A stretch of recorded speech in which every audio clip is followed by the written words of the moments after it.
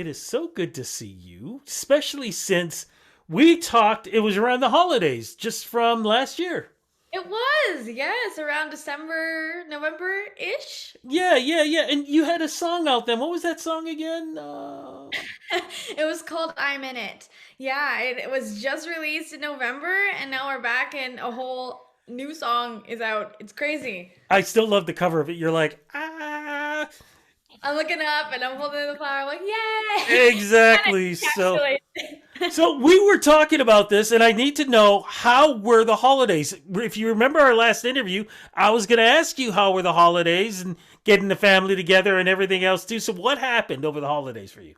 Oh, it was fantastic. I really just got to spend some time with family. It was, the first Christmas since COVID where it was safe for everybody to come to the house. So I got to see my grandparents and my aunts and uncles. But what I really loved doing was, spending time with my sister, my younger sister who I love, and delivering presents to people we haven't seen in a while. And Oh, like we do it every year. It's like a Polar Express. We get hot chocolate and we get our presents that we've given, and we drive around, and there's people all over the city, and we drive around and we drop them off, and we just get to see people at a distance that for we haven't seen in a while. So that was probably the highlight of the holidays, but also just the music. I love the Christmas music and the Christmas season in general. It was just really great to just to relive the joy, because I feel like before COVID, I may have taken that for granted. So I really tried to soak in every minute that I got with my family, and every minute, we had with the tree up, and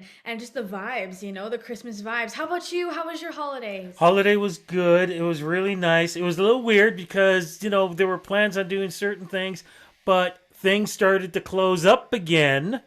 Yeah. And so it was like certain things was last minute, had to make some changes, especially when it came to New Year's. But it was all good. Everybody's safe, everybody's good, everybody was full, enjoyed the time.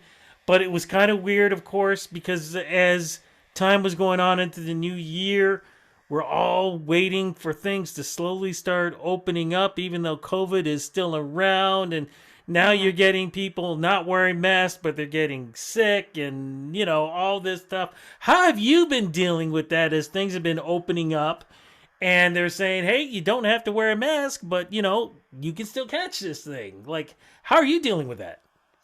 Yeah, great question. Well, honestly, Rudy, my life hasn't really changed all that much Uh huh. because I stay at home. I do online school Right. right now. So I haven't really had the opportunity to be out in public much. And when I do go out, it's usually just to, go to take voice or piano or guitar lessons. And it's just, usually at someone's home or a facility where, people are, required to wear masks and everything. Mm-hmm. People have personal preference, and that's completely fine. But I've just been trying to stick to my course that me and my family are going through, and just trying to keep things at a normalcy for us, which is staying as safe as possible. Right.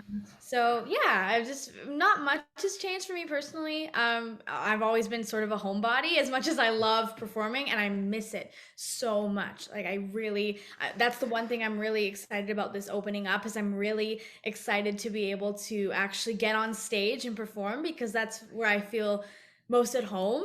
As I'm sure you can relate to, emceeing the Lemon stages. I've been Mm. watching you, and you're Ah, doing your thing. It's fantastic. thank you. So yeah, that's the one positive to it. But yeah, everyone has their own take on it. But that's kind of how I've been chugging along. We got to get you to come down to the Lemon Stage at some point in time. We'd love to have you there. But so what was the plan then? So we go into 2022. You've already released a great single. 2022 rolls in. Now you're seeing things are slowly opening up. What were you thinking about when it came to want to introduce new music for 2022, which is what we're going to talk about. But also, as you said, were there plans on, okay, so if we're allowed to do this, let's perform here, or let's do that, or let's go here? What were the, strategy? What was the strategy going on? Ooh, great question.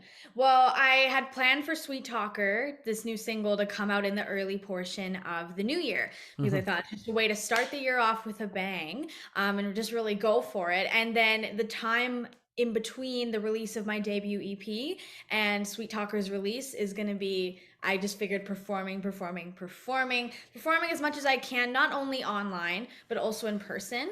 I have some, contacts in Calgary that I reached back out to, who were like, oh yeah, let's chat about it happening again, which is really really awesome. And then I actually applied for some stuff to happen in Toronto. So I'm coming out to Toronto in September to perform at Becoming. As you know, I think I won Lorraine Lawson's Yes. Becoming contest back in September of last year, and she said, "Kaiya, what if you come back and be the intermission show actually in person this year in September?" So I'm coming to Toronto, and I'm very excited about that. So I'm really excited to perform there. And I also don't quite have confirmation on the date yet, but I was accepted to perform at CMW in June, which is very, as I know you've been associated with Canadian Oh, well.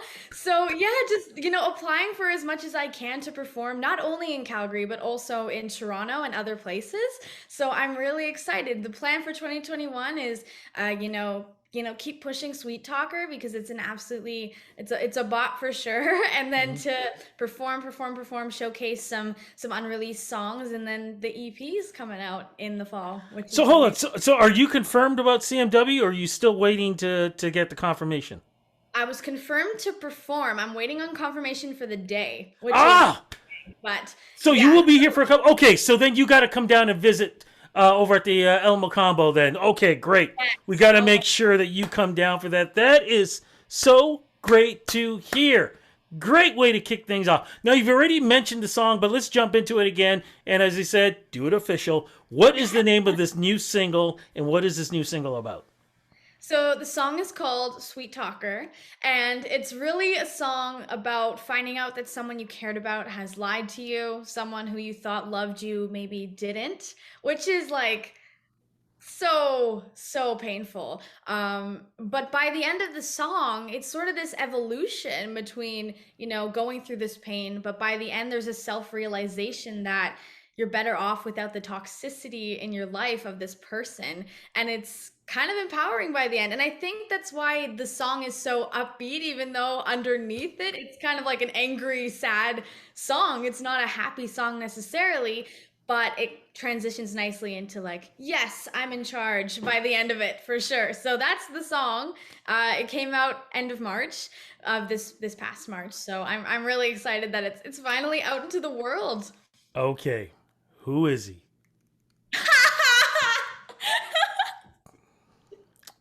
Oh my god. Who is he? You asked the tough questions, Rudy. Oh, that's funny. Yeah. Who is he? I love how you tried to bypass this one. Oh, I feel yeah. like go by. Let's just go by. Yeah, no, Um, we're staying right here. We'll ask again. Who is he? I think it's important to remain some sort of bit of mystique around it.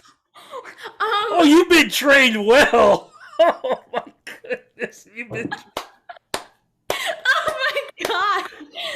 I've had people sort of subtly ask me before, Mhm. especially with Sweet Talker. There's been a lot of curiosity with who's it about. Yes. But I've never have had anybody actually ask like straight up, who is it? And I was like, I was caught off guard for a second. Uh huh. You realize now, like, you're going to have a long career. And you're going to have it where this is now going to become I nostalgic or something where, you're going to be 40 and people are still going to be going, now, remember that song, Sweet Talker? Who is he? Who was he? Yeah, I realize it.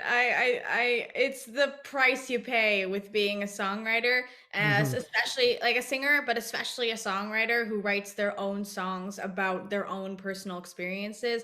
Especially people who are close in your life will always wonder if it's about someone they know or even about them. And that's the one thing I caution people when they are like, "Can we be friends?" Is that don't go well, I will most likely write a song about you.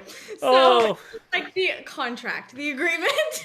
But yeah, I do recognize that that is gonna come up, and I knew it would at some point. I Mhm. just was not expecting it to be today. So Look, thanks for asking it yeah, anyway. I wish we I could know give you an answer. we know each other too well now, so yeah, we should have expected something like that coming up. Okay, so what have people said who have experienced this same thing? And I think we all have. What's been the reaction to this? Oh my gosh, it's been crazy. I feel like people have really related to this song. There was one girl who, commented on one of my posts and said, I'm going to be screaming this because I just went through a breakup, a recent breakup. I'm just going to be like blasting it and screaming it out to get through it. And someone else said, it's going to be like my therapy almost. And I Oh, thought that was a really cool way of looking at it because, I wrote the song to get over something I was going through in the time. But it's funny how the songs we write also help other people ex, you know what's the word, process their emotions, yeah. which I think is such a beautiful thing. And that's what's so great about music, is it's this universal language of so many different emotions that we can help people connect with, or our music can help people connect with and make them feel better, or more empowered, or dance the feelings away. And that's the reaction people have had, is it's just helped them have a really good time amidst you know tough emotions, which I think it means the world as an artist. It's what you want to hear most from people, is that it's resonating and it's relating, and on such a deep level. So yeah, it's been so humbling to hear everybody, all the reactions. It's been crazy. Love that. Now, just want to double check. The EP's out already now, right? Not yet, Not actually. yet. It's When is coming. the EP coming out? It's planning right now for sort of in the fall when I'm coming to Toronto. Okay. That's the plan. Yeah. So if we're talking fall release, then are we talking about a couple of more releases of singles maybe popping up soon, or what's the story there? Potentially. There may be some live videos coming up in the Oh, future, cool. but I'm really excited to focus on getting out and actually performing. I'm gonna let Sweet Talker breathe for a little bit, but who knows? Maybe there's something coming down the road. Wink, Okay. wink, Wink, wink. wink. Cross fingers there. Thank you so much for the interview. Always fun talking to you. Congratulations on this new single. So cool that at least Toronto's going to get a double shot of you. So looking forward to that. And I hope the rest of the country gets a hold of you too, because you are truly an amazing talent and you are a great storyteller through your music. I'm so looking forward to seeing you when you come here to Toronto. Like I said, Lemon Stage, El Macombo, please come to the shows. And yeah, we can talk there too. Thank you so much for the interview. Oh, thank you so much for having me, Rudy. It's always a pleasure.